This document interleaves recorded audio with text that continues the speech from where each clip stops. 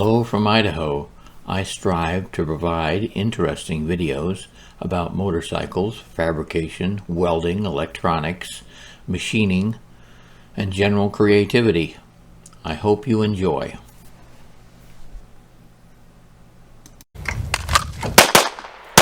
In this video, we'll see how to make a double drop turner from PVC pipe and fittings. The drop turner has been a staple on shooting ranges and in shooting competitions for over 30 years. There are several standard designs for the steel ones, and most of them are made from steel. If you purchase one from many of the different suppliers, they're somewhere between $200 and $300 each. A PVC unit won't be as durable, but it provides the same function and can be made for about $25. The advantage of a PVC drop turner is not only they're inexpensive and easy to make, but they're also allowed at indoor ranges that hold USPSA, IPSC, or IDPA matches indoors. Typically, indoor ranges do not allow steel targets or steel of any sort to be downrange, but a all PVC target can be used without concern for bullet ricochet. And so let's take a look at what it takes to make a PVC drop turner. This is part one of a two-part video.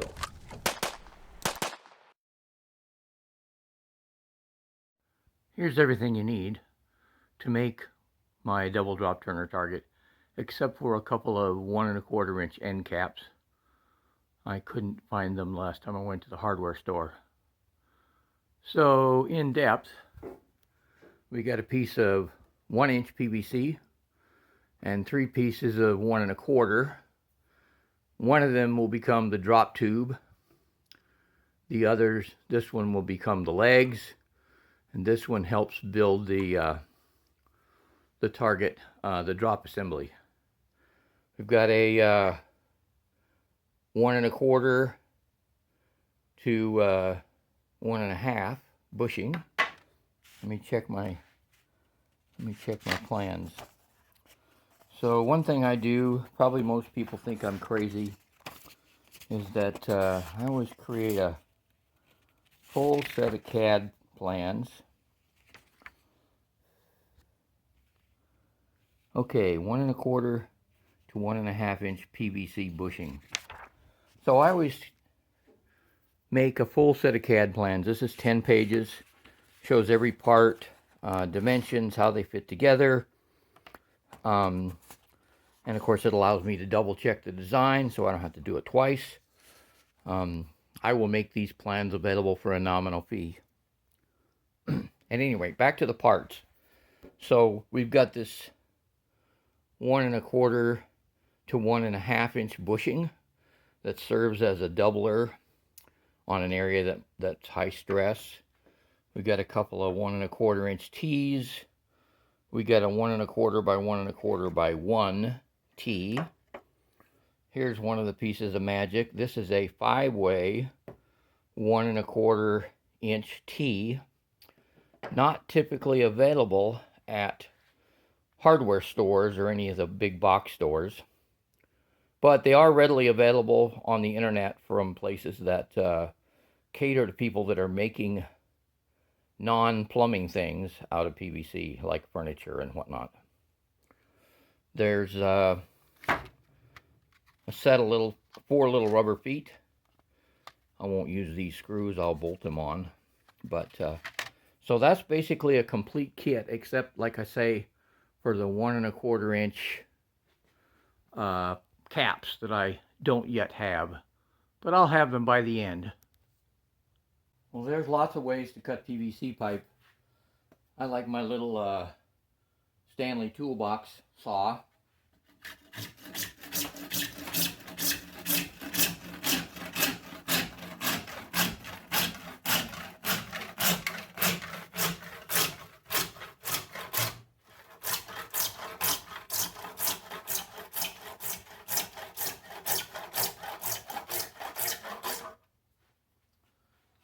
So it works really well.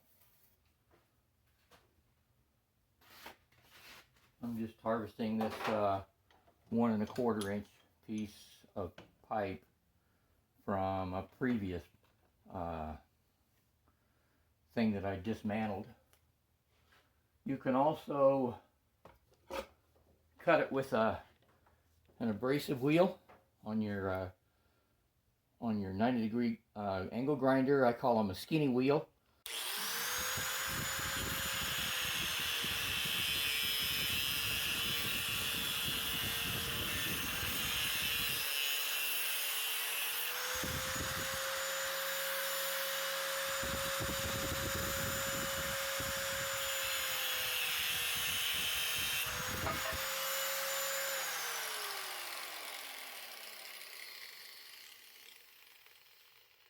When your wheel is worn down a little bit, it's hard to cut all the way through in one cut, but you can just rotate it. Okay, this is the piece that will become the drop tube. Okay, we're going to mark out the dimensions on the drop tube. So we let's see, we go to page 2, and it has all the dimensions for where the holes go, where the doubler goes, and we just mark it out, drill some holes. So we need a set of holes that are 90 degrees apart from each other, and that's because we start by making a series of holes, 5 on one side and 4 on the other. And so we need to mark a couple of lines that are 45 degrees from each other. And this isn't rocket surgery. I like precision, but we'll be within 30 thousandths or so just doing it this way. So we'll make one big, long, continuous line. Okay, that's pretty straight. I like these double-ended markers. They're very fine on one end and a typical Sharpie on the other. And because I like precision, I prefer to use the small end a lot of the time. Okay, so we need to put another line 90 degrees from this line, or it's a quarter of the way around the tube. So this tube is thousandths. 1 inch, 66 thousandths. That's good. That's actually the spec on the tubing. So if we take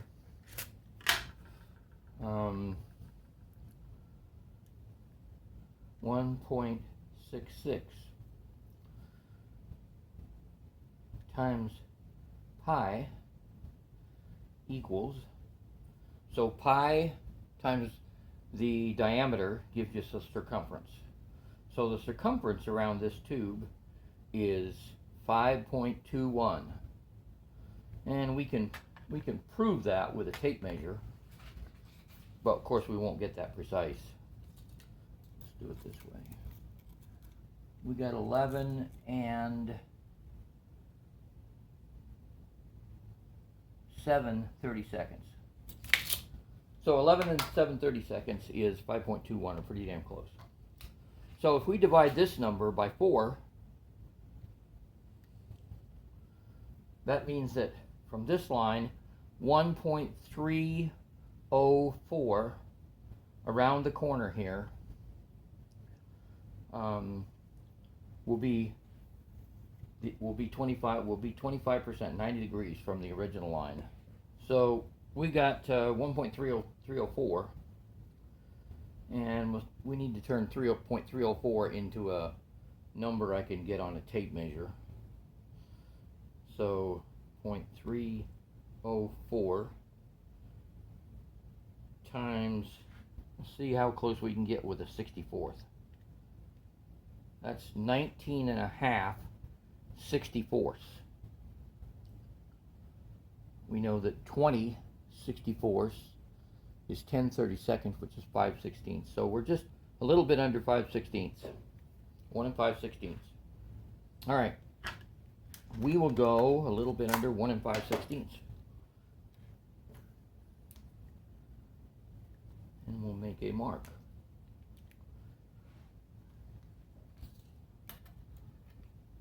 So it's a good way to capture this. So we're going to put the existing line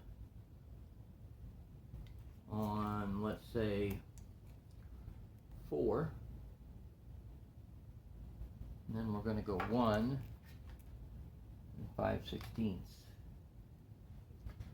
1 5/16 is right there. So we're just a shade under 1 5/16. That's clearly enough precision for this job. I've seen these things made out of steel on the range, and they work after they're totally worn out and have a 1/4 of an inch of slop in them. Of course, it takes 20 years, but some of the ones I made 20 years ago are still working. All right, there's our second line.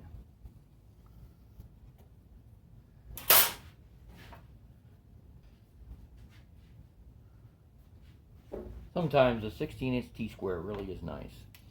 So we'll set this end at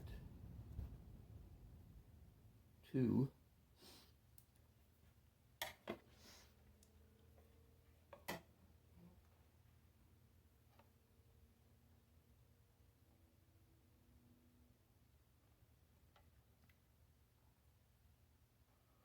We got a straight drop, turn 90 degrees, straight drop, turn 90 degrees back, straight drop, turn 90 degrees, straight drop, turn 90 degrees back. Okay, so this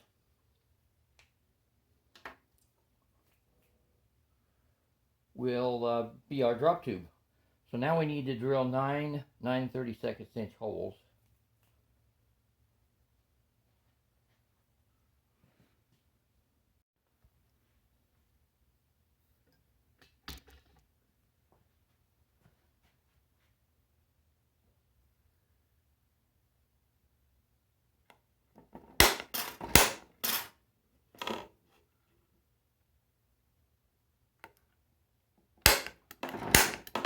I would think by now everybody has an automatic center punch for their shop, but if not, I'd recommend getting one. They are very good for marking holes, and in hard things like steel, cast iron, and whatnot, they don't make, for me at least, a deep enough hole. But I just consider it a marking step, and then go back over it with a center punch and a hammer to make a deep center punch so the drill won't wander.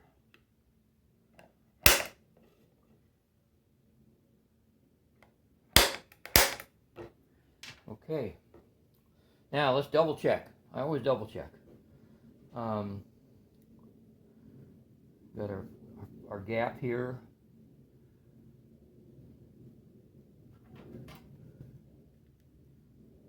Okay, and then we got our first drop, and we go this way. Second drop, back 90 degrees, straight down, back over, straight down, and back over. Okay, that will give us 2 exposures. Shooters like to have more than 1 exposure. 2 exposures makes the target more fair for all different skill levels. Nobody likes to go to a match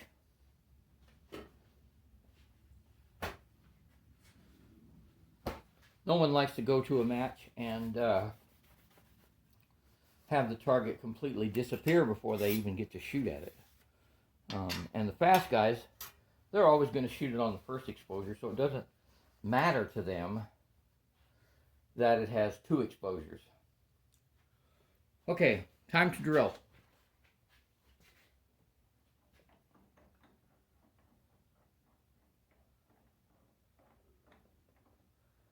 We'll drill 1/8 inch pilot holes. Just make sure to hold it one.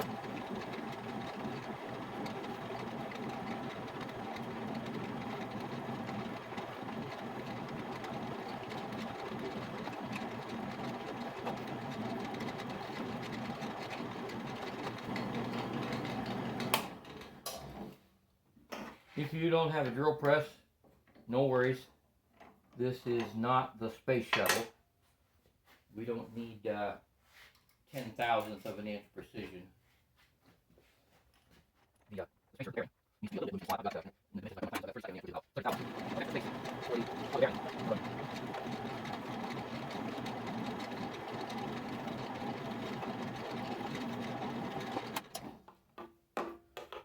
This particular design is from MGM targets. They use, of course, there's a steel. They use a steel shaft with this slot cut in it, just like this. The beauty of it is the target is very low to the ground. This whole target only sticks up 16 inches, which means the target sticks rise up quite a bit above the target mechanism, and then the cardboard is stapled to some sticks.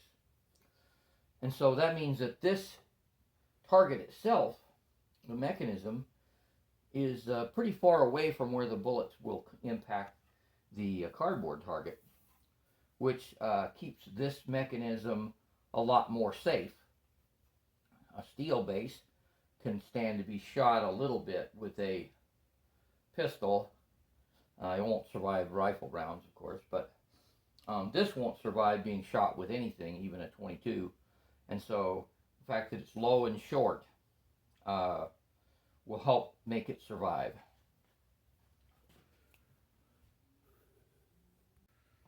Okay, what I have is a metal cutting saw blade for my DeWalt. It has this special end on it that captures. And I like the fine teeth, but it's too big to go into my holes. So I'm going to cut some of the back off of this saw blade. Now that is a little bit of a problem because the back of the saw blade is made to run on that bearing. But I'm going to be making extremely light cuts, and so there won't be very much force on this, and it won't matter if the bearing isn't touching.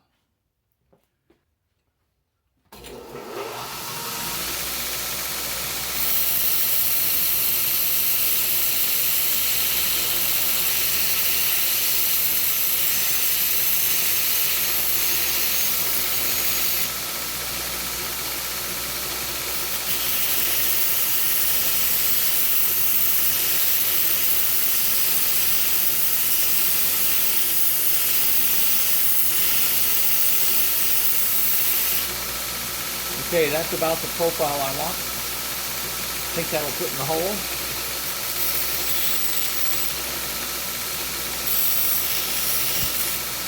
Deburr a little bit. Okay, I got a nice smooth grind on that. Fits in my hole. There's no burrs. So we'll put it in the jigsaw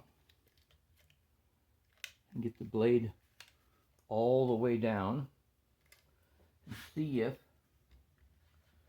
it hits the other side of the tube, and it does not. So we are ready to saw. I'm going to try to take half the line and leave half the line.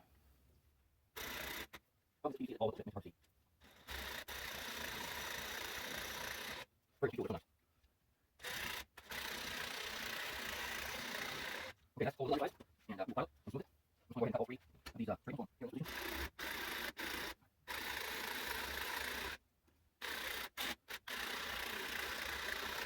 You buy a very tool. Make sure that it gets down to nearly 0 speed. Sometimes it's not material we're trying to do work. If it only goes down to 200 it takes 25.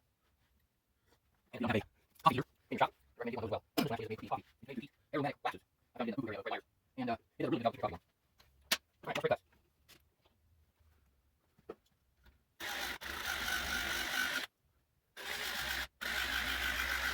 Beautiful. Beautiful, beautiful. Let's try now, a little bit, guys. The best thing is they don't have very much offset teeth, and so they don't cut sideways very well. Wood wood. I often use the nothing lace on wood just because it makes it very smooth after cut. For hardwood, they require quite a bit of force because the teeth are so small. Okay, here we go. We'll go first, and we'll cut. See how this goes. I'm going to start all over those.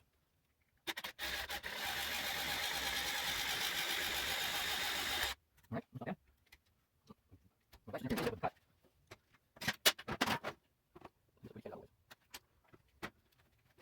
There.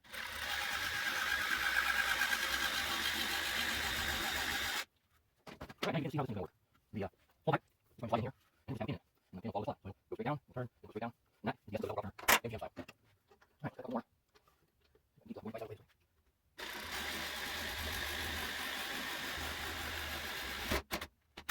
I'm not sure why that's fine. Just don't want to go straight on with it.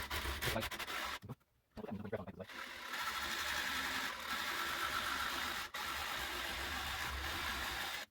Okay, begin to have drop turn.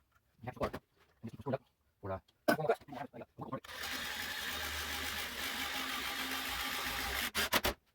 One more cut. There we go.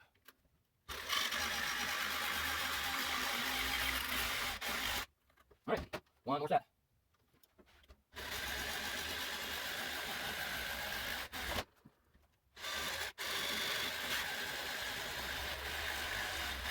Right.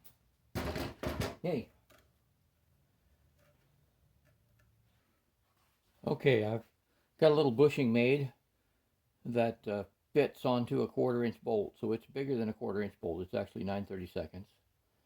And it fits into the hole, the 9/32 hole, but it doesn't quite slide down the slot yet, which is good. I left half the line anticipating to hand fit it, and I need to smooth it. So I've got a 1/8 inch carbide 6 flute cutter in my Dremel, and I'm going to try that. The only real issue is it'll remove material very fast, and once it's gone, it's hard to put back on. But we'll see how this works. I'm pretty sure that between this and a few files, we'll be able to fine-tune the slot. We're going to go really slow. Try to make the tool go in on the center line of the part.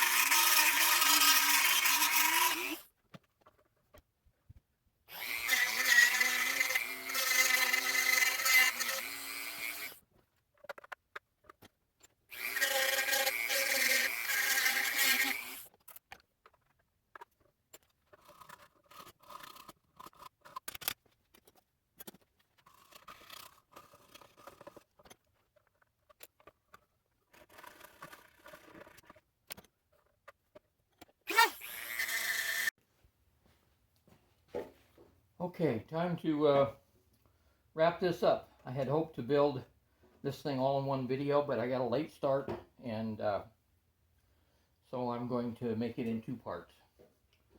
So the next step for the drop tube is to put this on the top, which is a doubler, and then I need to drill 8 holes around the peripheral, and that's what will allow it to release. There'll be a pin that goes into that hole. So doubling up the material here is what the point is of this 1 1/4 to 1 1/2 fitting.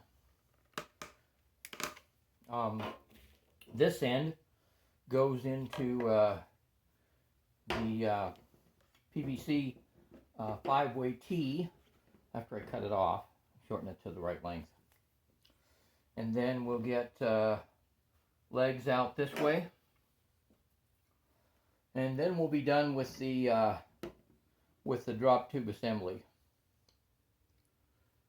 So we're getting close. You can see how it's going to work. And I will continue this project on another day. Thanks for watching. As usual, if you like or dislike my video, please select the appropriate button and let me know why. I really appreciate comments and I will answer every one. If you're new to my videos, please select the subscribe and the notification bell to get more videos like this.